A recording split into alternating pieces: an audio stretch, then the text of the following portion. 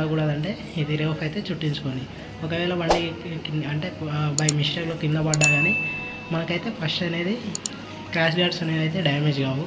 First అయితే roof damage అవుతుంది. Roof damage అయినా మళ్ళీ మీరు 150 ఆర్ 200లో మళ్ళీ రీప్లేస్ చేసుకోవచ్చు.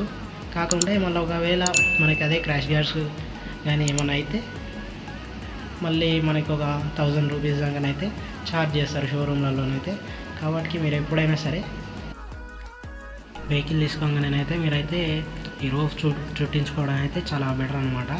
నెక్స్ట్ అయితే ఈ రోఫ్ మ్యాక్స్ మనకు ఒక 60 ఆర్ 70, 80 స్పీడ్లో అయితే మ్యాక్స్ అయితే క్రాష్ గార్డ్కి అయితే ఎక్కువ డ్యామేజ్ అయ్యే ఛాన్స్ అయితే ఉండదు. కాకపోతే మీరు 100+ కొట్టినట్టయితే 120 అట్లా స్పీడ్లో వెళ్ళి అంటే కింద పడ్డాడు కానీ అయితేనైతే కన్ఫామ్ అయితే క్రాష్ గార్డ్స్ అనేవి కానీ, అంటే మీరు ఓవర్ స్పీడ్లో ఉన్నప్పుడు మనం అయితే ఎంత సేఫ్టీ ఉన్నా కానీ ఏం